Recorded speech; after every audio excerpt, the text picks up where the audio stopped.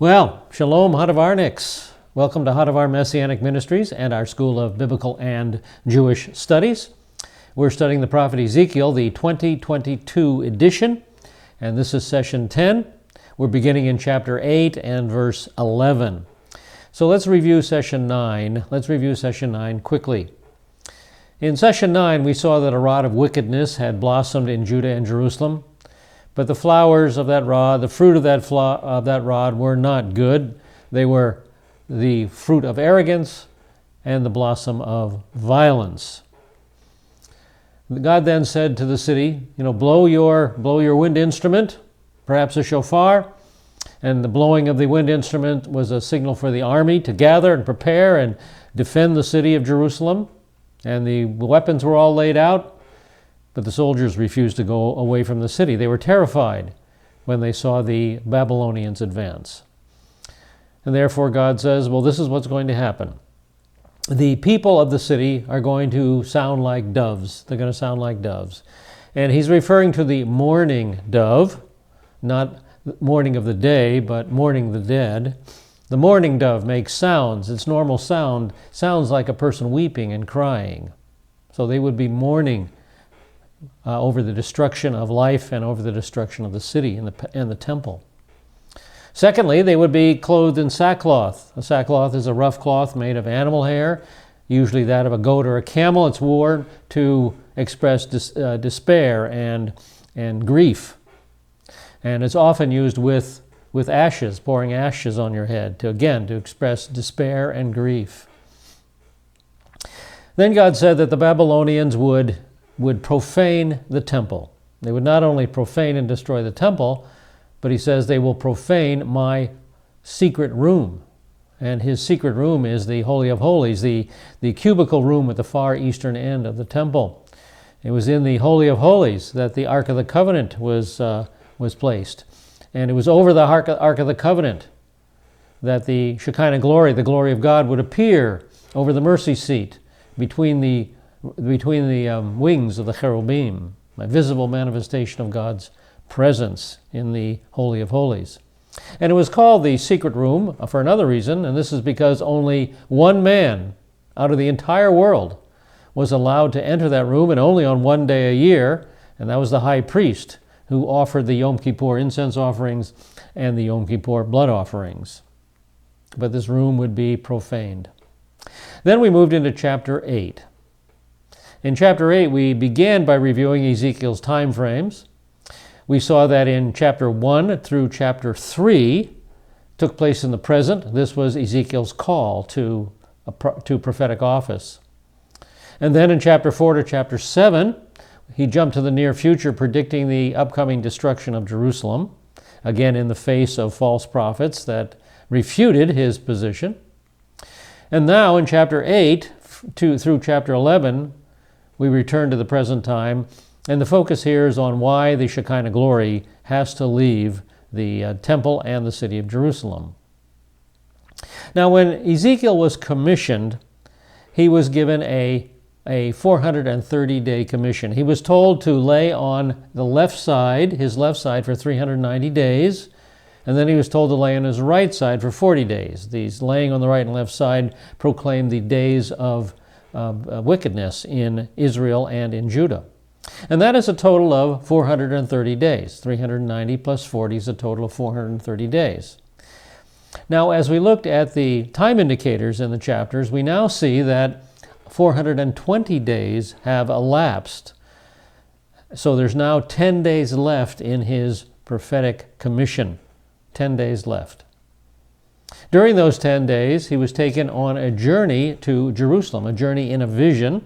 Here's Jerusalem on the western side of the Fertile Crescent, and Babylonia is on the eastern side of the Fertile Crescent. And there's the city of Babylon, and just below the city of Babylon, to the south of the city of Babylon, is Ezekiel's Tel Aviv.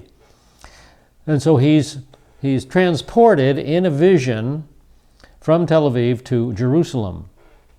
Now he finds himself by the gate of the altar. He also states that the Shekinah is there in that area. The divine chariot is in the same area.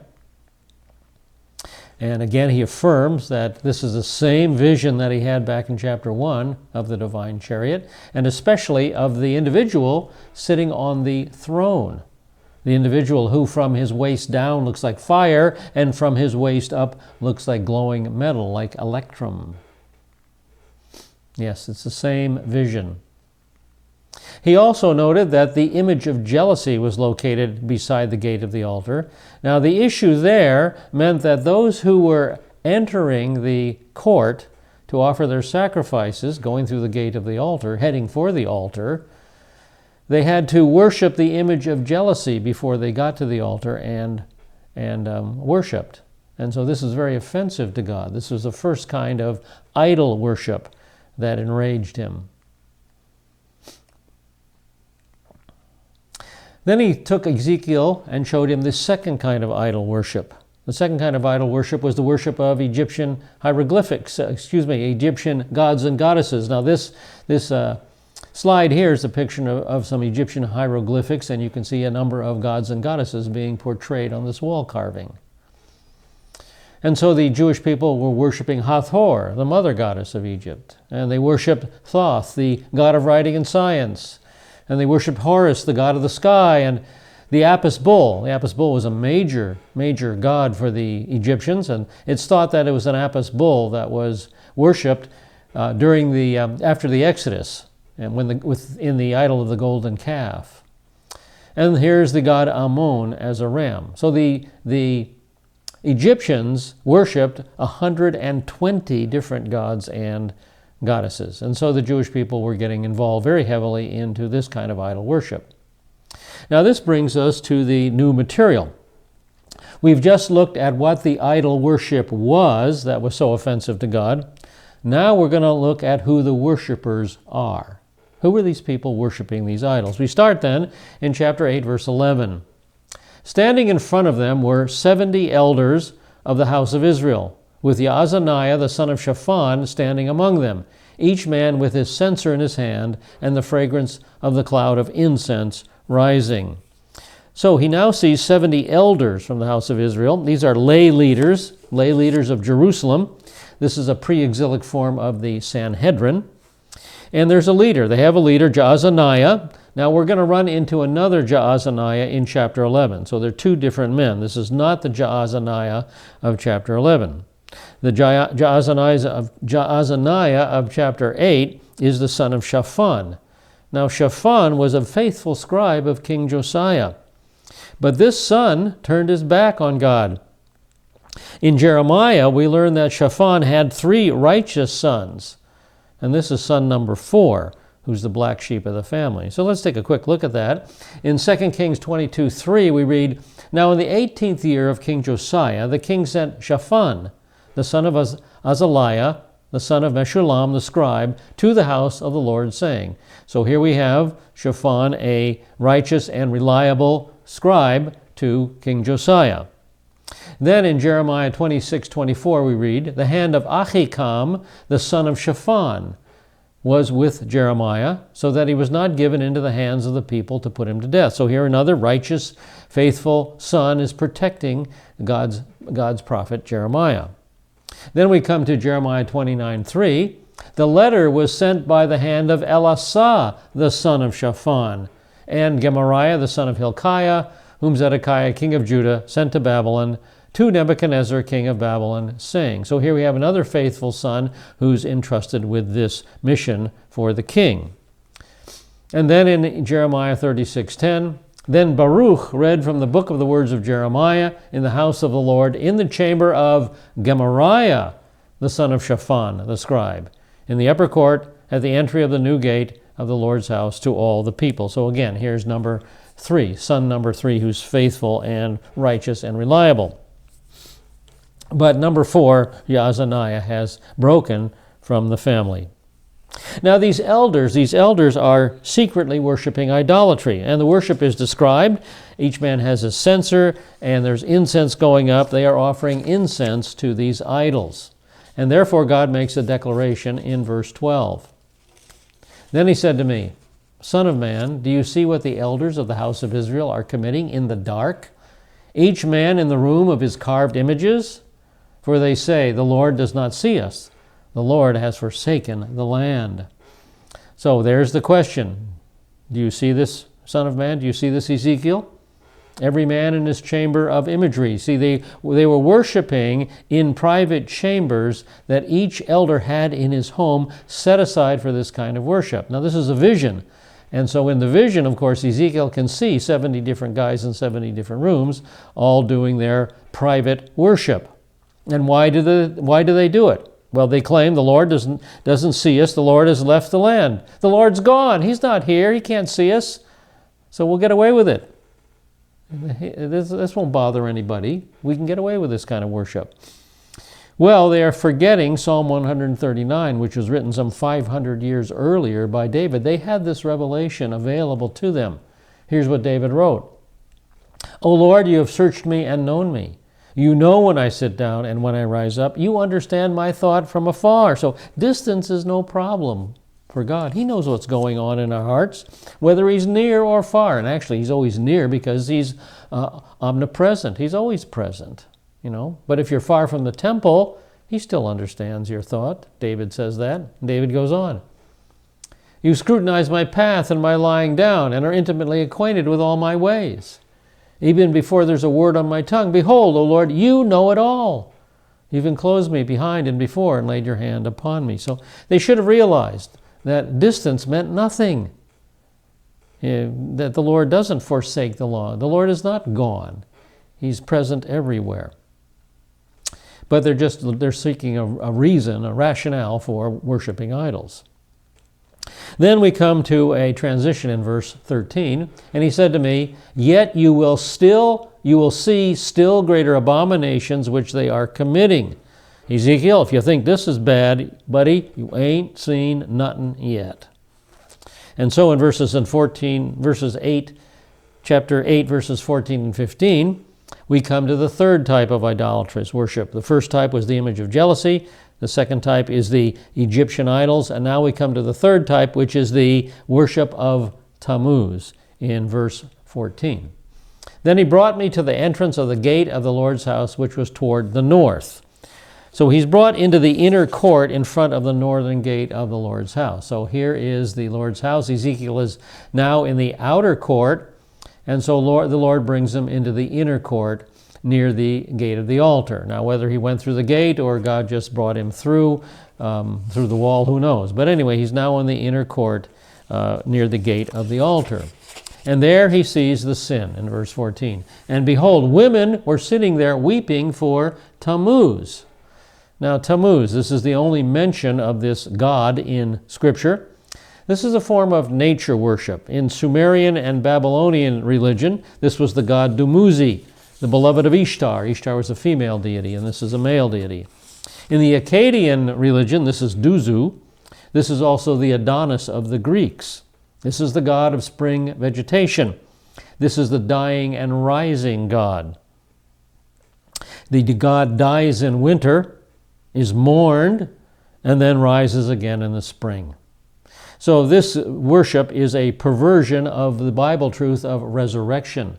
It's a perversion of resurrection, as is reincarnation, a perversion of resurrection. And not only were they worshiping Tammuz, but these women were participating in immoral practices during this worship. So there was immorality right here in the temple court. These women are temple prostitutes. So God makes a declaration in verse 15. He said to me, do you see this, Son of Man? I hope we can hear the disgust in God's voice. And then another transition statement. Yet you will see still greater abominations than these. Ezekiel, the worst is yet to come. And so now we come to verse 16, and the final and worst form of idolatry, the worship of the sun. Then he brought me into the inner court of the Lord's house, and behold, at the entrance to the temple of the Lord, between the porch and the altar, there were about 25 men, with their backs to the temple of the Lord, and their faces toward the east. And they were prostrating themselves eastward toward the sun. Now, he's already in the inner court. We learned that in verse 14. But now he's taken from the north the northeastern gate, and he moves over to the eastern gate, the primary gate to the temple. The temple faced east. So he's on the gate on the east side there. And from this place, he looks west. He looks at the door of the temple of the Lord. And then he sees between the porch and the altar the sin. He sees 25 men, about 25 men standing in that area. Now, they're representing the priesthood, since this is the inner court. They're representing the 24 courses plus the high priest. David, in 1 Chronicles 24, divided the priests into 24 courses. They would serve 2 weeks a year, and they had the leader, the high priest. Now, these men are standing with their backs toward the temple. They're turned away from God. They're facing toward the east. And remember, the temple faced east, so they've turned their backs on God, and they are worshiping the sun. So worshiping the sun toward the east, perhaps they were worshiping the Egyptian sun god Ra. Who knows? But there's the Egyptians worshiped the sun as well. But worshiping the sun, no matter who it was and what religion it was, is forbidden, strictly forbidden in Deuteronomy 4:19.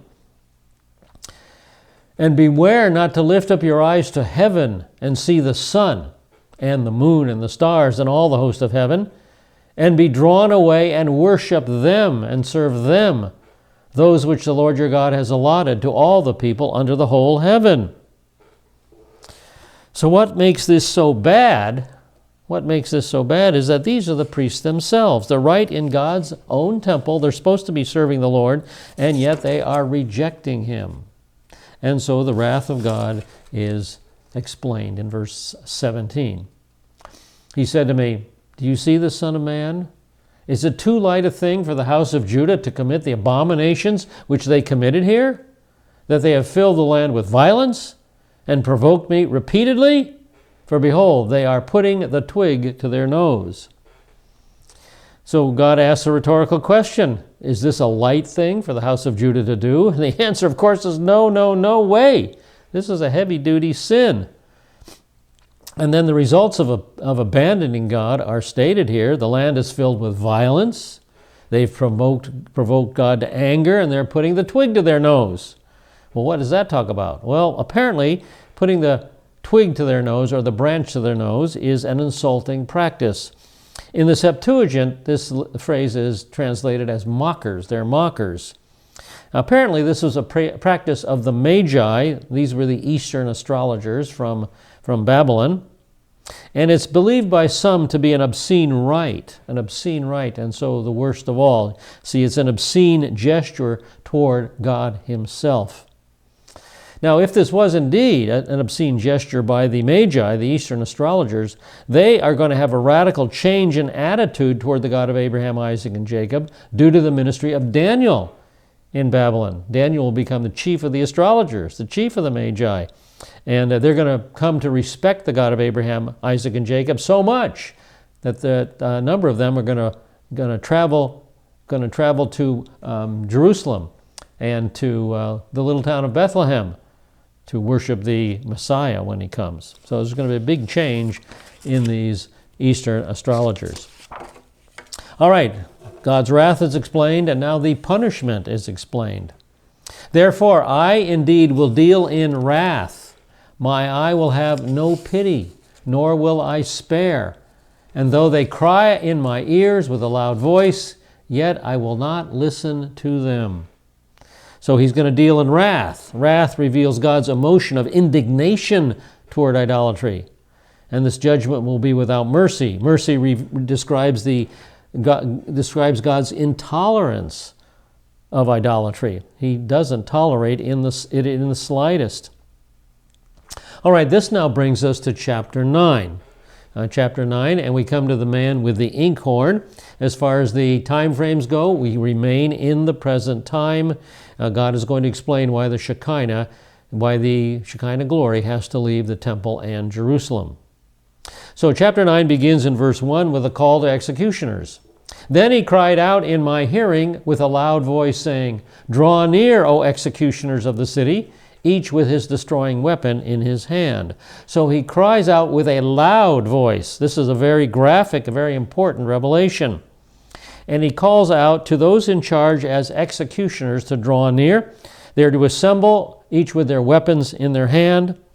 And these are not literal officers. These are not literal men. They are angelic beings who are appointed to carry out God's will for the city. Remember, this is a vision. And then they respond in verse 2. Behold, 6 men came from the direction of the upper gate, which faces north, each with his shattering weapon in his hand. And among them was a certain man clothed in linen with a writing case at his loins. And they went in and stood beside the bronze altar. So 6 individuals respond. Again, these are angelic beings in the form of men. They came by the way of the upper gate, which lies to the north. Well, what gate would that be? Here's a view of the temple from the southwest corner. And as we look at the northern edge, we see there is one gate that's probably the most logical gate, the Tadi gate, the sheep gate, located right here. And so they probably came from the north through the sheep gate and headed over toward the altar. Now, why did they come from the north? Well, that's because the direction of the attack by the Babylonians will come. The Babylonians will attack from the north and enter the city from the north. And remember, this is all portraying what's going to happen when Babylon takes the city.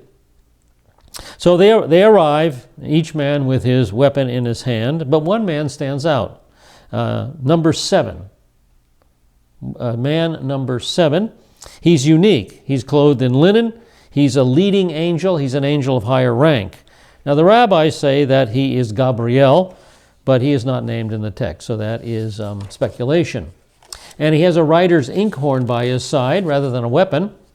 And the inkhorn is a small case of pens and ink and a knife, which are the tools of a scribe. And so they went in and they stood by the brazen altar, the altar of sacrifice, the altar of judgment. So here they come on in, and they stand somewhere over in this area here. 6 executioners and 1 scribe. Then comes the command to mark and to destroy in verses 3 through 7. Before the command is given, the Shekinah glory makes a movement. Verse 3. Then the glory of the God of Israel went up from the cherub, from the cherub on which it had been, to the threshold of the temple. And he called to the men clothed in linen, at whose loins was the writing case.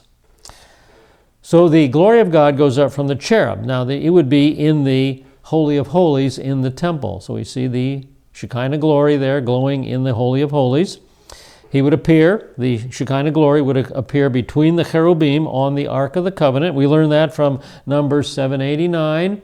Now, when Moses went into the tent of meeting to speak with him, he heard the voice speaking to him from above the mercy seat, which was on the Ark of the Testimony, from between the 2 cherubim.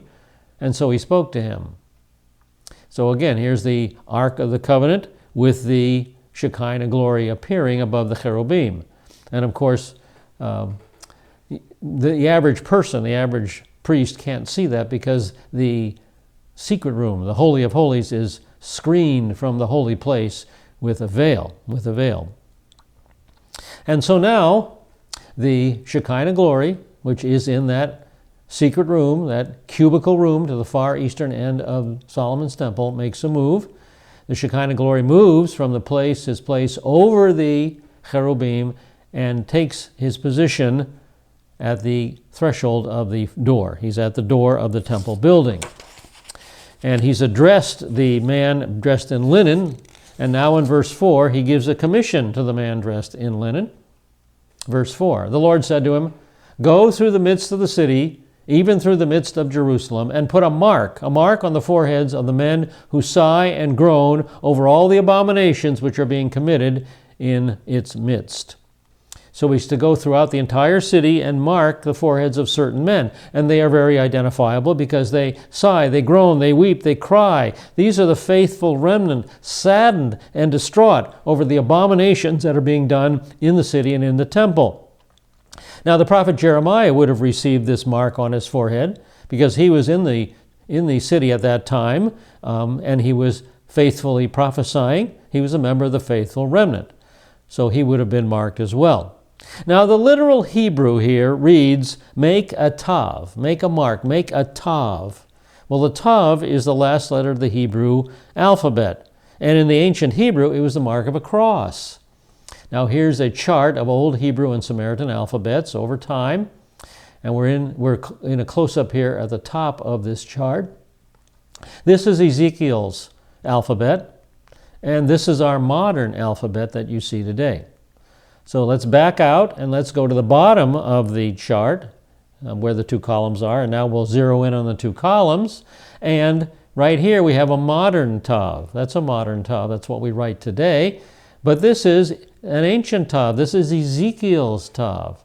Right here, the form of a cross. So we've got the modern tav, not to be confused with Ezekiel's tav, which is the form of a cross.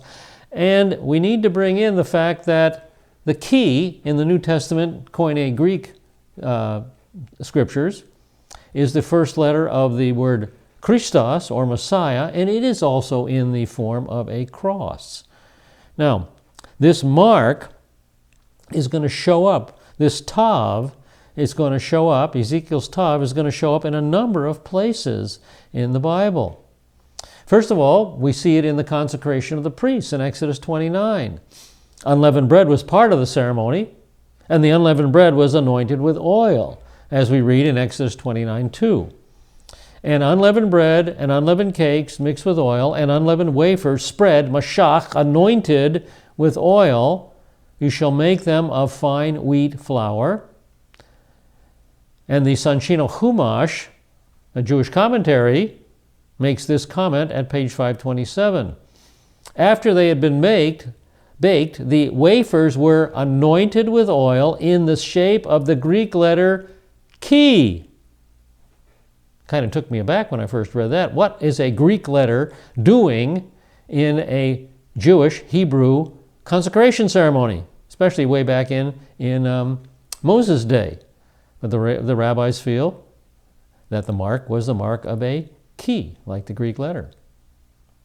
And the Sanchino Talmud confirms that. The cakes required mingling, and the wafers anointing, and they were, how were they anointed? In the form of chi, footnote 21, in the form of a cross, like the Greek letter. So there it is again. And not only that, the high priest was also anointed with oil in Exodus 29:7. Then you shall take the anointing oil and pour it on his head and anoint him. And then the Sanchino Chumash repeats, 1 drop of oil was put on his head and another under his eyebrows, and with his finger traced the shape of the letter chi, a Greek letter in a Hebrew ceremony. Why that? That's kind of a mystery. Well, let's summarize the information to date. Exodus 29, unleavened bread was anointed with a chi, the high priest was anointed with a chi, and in Ezekiel 9:4, the faithful remnant was anointed with a chi, the ancient tav. The ancient tav. Now, before we get into the New Testament, this will show up in the New Testament as well. But before we get into that, I want to state that the rabbis in Shabbat 55a stated that both the righteous and the unrighteous received this mark. They say that everyone received the mark, but the mark carried different messages. They say on the righteous, the tav was for tichia, you shall live, the statement you shall live, written in ink. But on the unrighteous, they say the tav stood for tamut, you will die, written in blood. But the text says it's only written on the faithful remnant. The mark is only on the faithful remnant, and it's there to protect their life. Now, let's move on again. In the New Testament, the chi appears in the Greek form of the word Messiah, Christos, anointed one. The mark is for the purpose of protecting the remnant from God's judgment. And we see this in Revelation 7:2-4. And he cried out with a loud voice to the 4 angels to whom it was granted to harm the earth and the sea, saying, do not harm the earth or the sea or the trees until we have sealed the bondservants of our God on their foreheads. So this sealing idea is being carried through right into the end of the Brit Hadashah, right on through Revelation. And I heard the number of those who were sealed, 144,000 sealed from every tribe in the sons of Israel. How were they sealed? What was the mark? I suggest to you it's going to be a key. 2 Corinthians 1, 21 and 22 carries this idea as well. Now, he who establishes us with you in Christ and anointed us is God, who also sealed us and gave us the Spirit of our heart as a pledge. See, anointed and protected, sealed. In him you also, and then in Ephesians 1, 13 and 14, again the idea comes forward.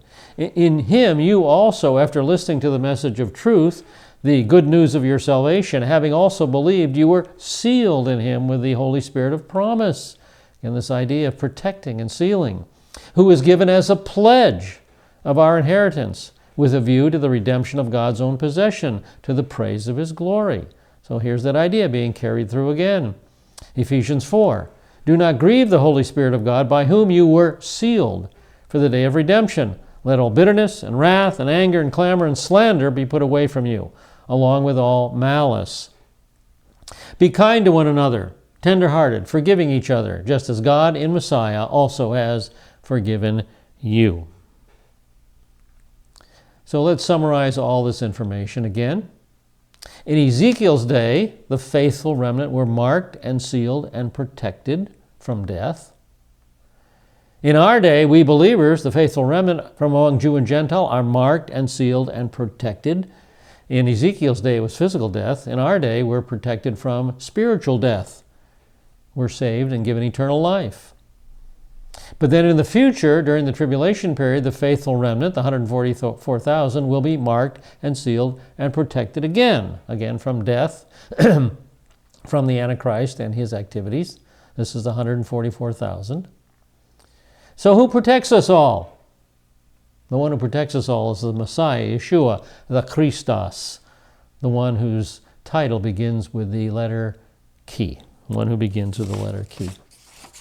All right, well, let's move on now to the commission to the 6 men. Their first commission is in chapter 9, verses 5 and 6. But to the others, that's the other 6 men, he said in my hearing, go through the city after him and strike. Do not let your eye have pity, do not spare. Utterly slay old men, young men, maidens, little children, and women. Do not touch any man on whom is the mark, and you shall start from my sanctuary. So he tells the other 6 angels to follow after the scribe dressed in linen, the one who has the inkhorn, and they are to smite without mercy anyone who does not receive the mark. So all members of the population are included. No one escapes. It's the old, the young, the virgin, the little children, the women. The only limitation, don't come near a man upon whom is the mark. And begin in my sanctuary. Begin at the temple where the idolatry was most rampant and most disgusting. And I think Peter must have had this verse in mind when he wrote 1 Peter 4, 17 and 18. For it is time for judgment to begin with the household of God. And if it begins with us first, what will be the outcome of those who do not obey the gospel of God? And if it is with difficulty that the righteous is saved, what will become of the godless man and the sinner? So I think Peter was saying, judgment begins at home. We start with ourselves. And that's what Yeshua said in Matthew 7. He said, why do you look at the speck which is in your brother's eye, but do not notice the log that is in your own eye? Or how can you say to your brother, let me take the speck out of your eye, and behold, the log is in your own eye? You hypocrite! First take the log out of your own eye. Judgment begins at home. And then you'll see clearly to take the speck out of your brother's eyes. And then Paul follows up in Romans 2, 9 and 10. He says, there will be tribulation and distress for every soul of man who does evil, of the Jew first. Judgment begins in the family, but also of the Greek. But glory and honor and peace to everyone who does good, to the Jew first. Again, now blessing also starts in the family, but also to the Greek. All right, let's keep that in mind, that we are responsible to live for God and to live righteous lives. Well, now the carrying out of the commission is found in verse 6. So they started with the elders who were before the temple. So he starts with these elders that are there before the house. They're standing in the temple, but they're worshiping Egyptian gods in secret. Then comes the second commission in verse 7. And he said to them, defile the temple and fill the courts with the slain. Go out. So defile the temple, the house of God, and the courts are filled with the slain. And he's talking now about the inner court and the outer court. Now here again is the temple from the southwest corner. Ezekiel is standing somewhere in the inner court. So that small raised court immediately on which the temple is sitting is the inner court. And then the outer court is the large platform that Solomon built to level off the top of Mount Moriah so the temple could sit there. And the slain were the means of defilement because a corpse defiles according to the Mosaic law. And they are then commanded to go forth, and so in verse 7 they obey. Thus they went out and struck down the people in the city. Now remember, this is a vision. This is not literal at this time. It anticipates the literal Babylonian slaughter. This is portraying what's going to happen when the Babylonians come into the city. And seeing this, Ezekiel falls down in intercession. And as they were striking the people, and I alone was left, I fell on my face, and I cried out, saying, Alas, Lord God, are you destroying the whole remnant of Israel by pouring out your wrath on Jerusalem?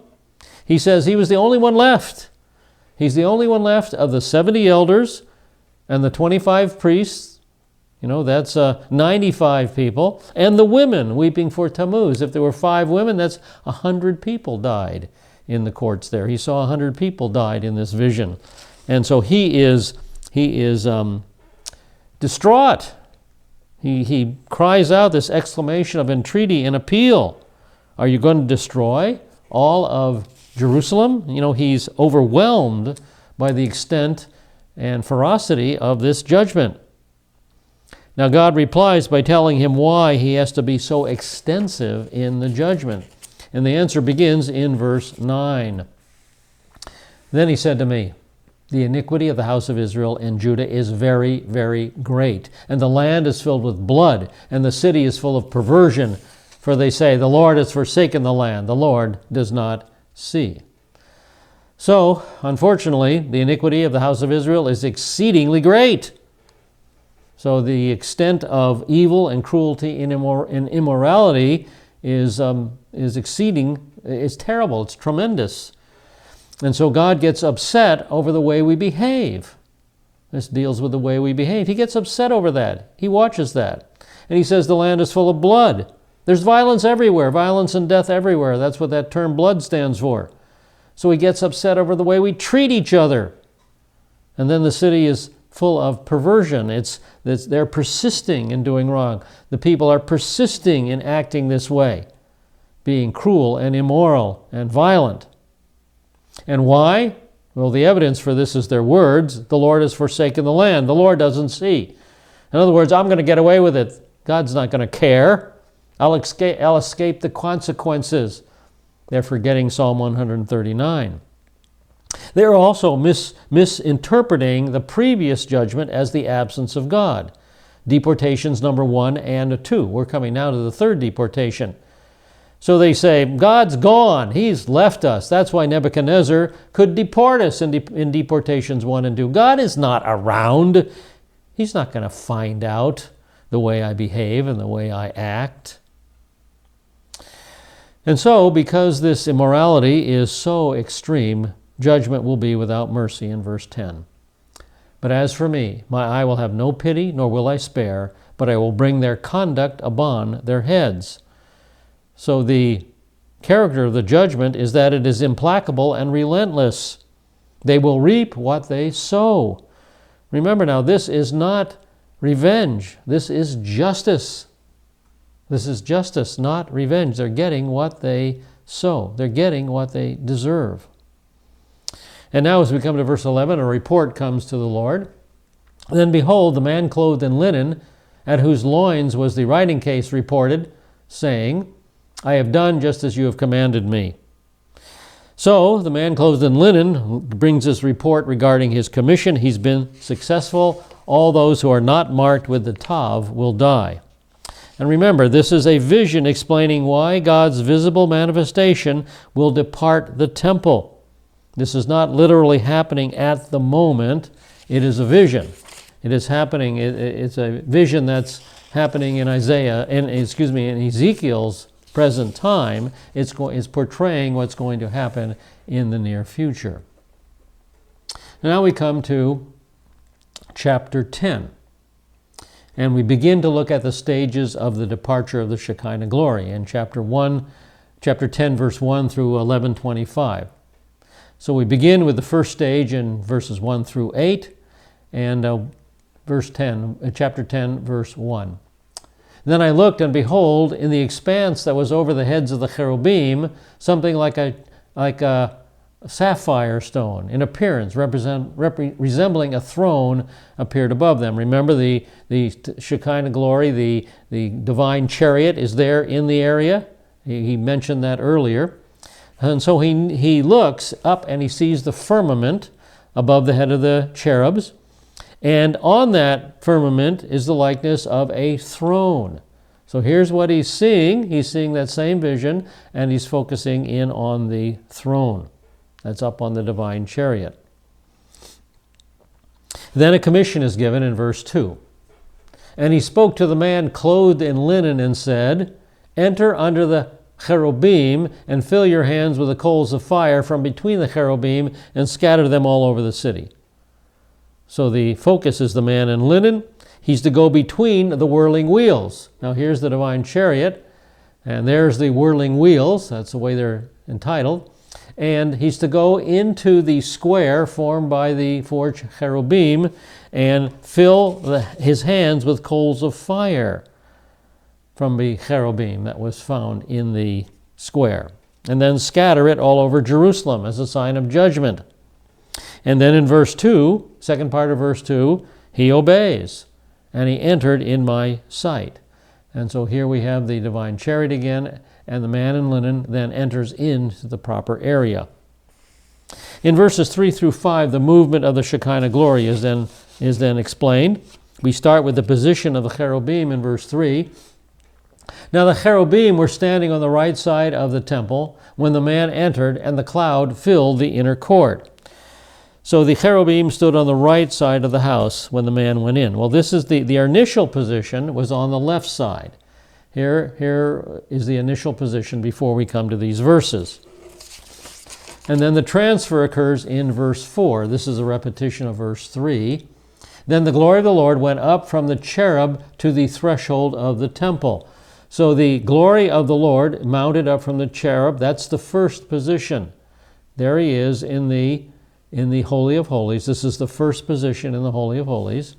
And they stood over the threshold of the house. So the Shekinah glory moves to the door of the temple. That's the second position. And apparently at this moment, the divine chariot moves to the right side of Solomon's temple, to the right side. And the results of this movement in verse 4, and the temple was filled with a cloud, and the court was filled with the brightness of the glory of the Lord.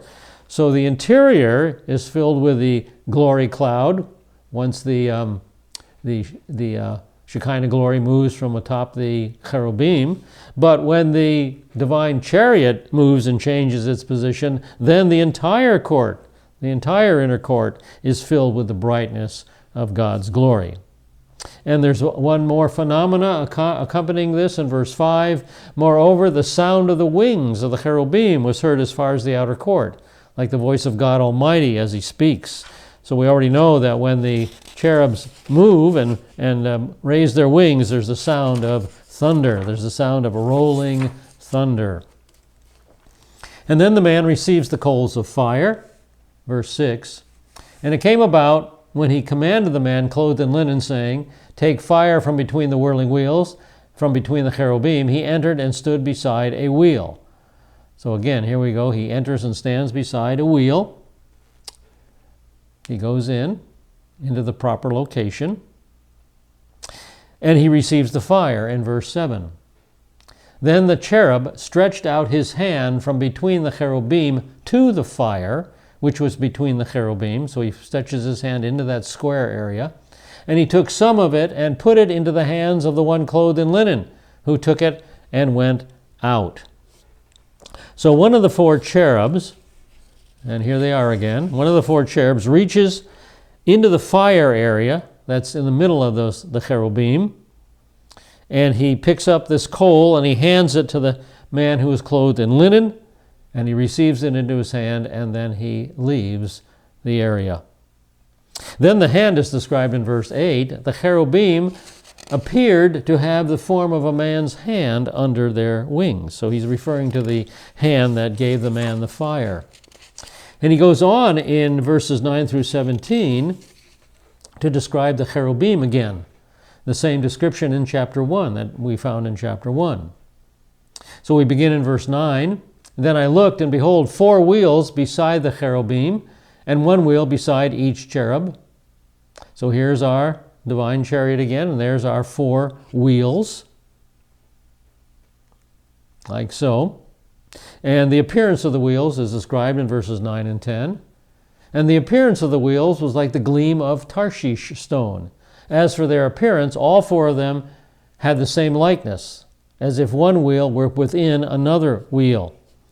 So the appearance of the wheels was like this barrel that we saw in chapter 1, the stone of Tarshish. This is this bluish aquamarine color. And they all looked alike. They were all identical, as if a wheel had been within a wheel. So he's looking at the wheels, and one wheel is bisecting another wheel.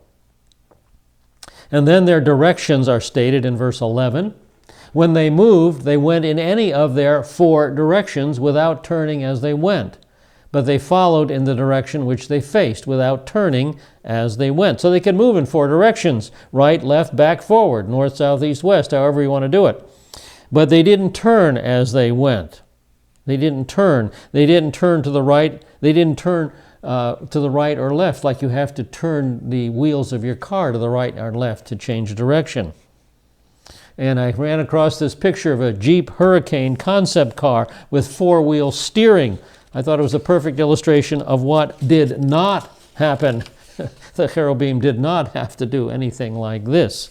Their wheels did not change direction in order to didn't even have to move in order to cause them to change direction. And now in verse 12 we get some additional information. Their whole body, their backs, their hands, their wings, and the wheels were full of eyes all around, the wheels belonging to all 4 of them. So this is some additional information, and now everything is included in the description of eyes. The body, the backs, the hands, the wings, the wheels. Earlier it was only the wheels that were mentioned as being full of eyes. But now the cherubim are full of eyes as well. Now the significance of the eyes portrays omniscience. The omniscience of God. He's all-knowing. He sees everything. They portray the omnipresence of God. He's all-present. Nothing escapes his gaze. He's always there. He knows everything. So this is new information about the divine chariot. A much more dramatic portrayal of God's omniscience and omnipresence than we had seen earlier. Now, as for the wheels, they were called in my hearing, in verse 13, the whirling wheels. The wheels were called in my hearing the whirling wheels. So this describes the spinning motion of the wheels. So here's all our wheels, and they're all spinning somehow. They whirled around, they rotated, but they didn't turn in a right or left direction. They did spin around though. Then he describes the cherubim in verse 14. And each one had 4 faces. The first face was the face of a cherub. The second face was the face of a man. The third was the face of a lion. And the fourth, the face of an eagle. Now, this first face is a different description from chapter 1. Here, it's the face of a cherub. In chapter 1, verse 10, it was the face of an ox.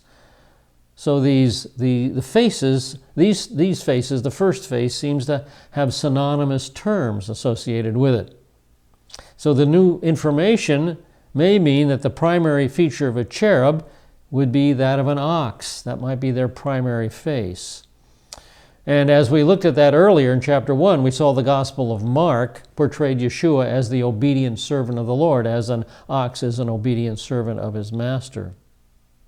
And then the second face is the face of a man. And we saw in the Gospel of Luke that Yeshua is portrayed as the ideal man. And the third face is the face of a lion. In the Gospel of Matthew, we saw Yeshua was the King Messiah and the Lion of the tribe of Judah. And the fourth face is the face of an eagle, and that would refer to the Gospel of John, where Jesus is the divine Son of God. And so the cherubim proclaim the messiahship of Yeshua through their faces. And now the actions of the divine chariot. We start with the beginning of the movement. Then the cherubim rose up. They are the living beings that I saw by the river Chebar. So this is the same divine chariot that he saw in chapter 1. Then the movement of the wheels is described in verses 16 and 17. Now when the cherubim moved, the wheels would go beside them. Also when the cherubim lifted up their wings to rise from the ground, the wheels would not turn from beside them. When the cherubim stood still, the wheels would stand still. And when they rose up, the wheels would rise up with them, for the Spirit of the living God was in them. And so everything here is a unit. The divine chariot is a very complex unit. And this speaks of God, who is a complex unity of three. Our God is triune. He's a complex unity, just as this divine chariot is. Now we come to the second stage of the Shekinah's departure. The first position was from the door of the temple, and to the second position in verse 18. Then the glory of the Lord departed from the threshold of the temple and stood over the cherubim. Now remember, here we are. The initial position is at the door of the temple. And then the Shekinah glory moves to its position and takes its place on the throne of the divine chariot. Remember, the divine chariot and moved over to the right side there. So now we have the Shekinah glory on the throne of the divine chariot.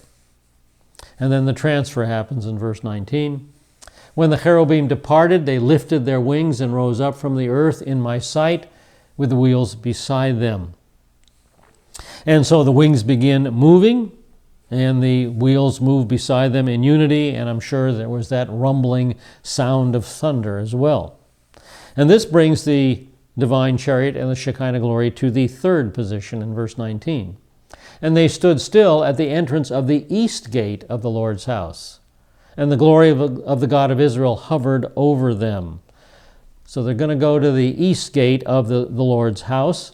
They're standing beside the temple proper here, and now the transfer begins. The divine chariot moves, heading for the eastern gate, out of the inner court to the outer court.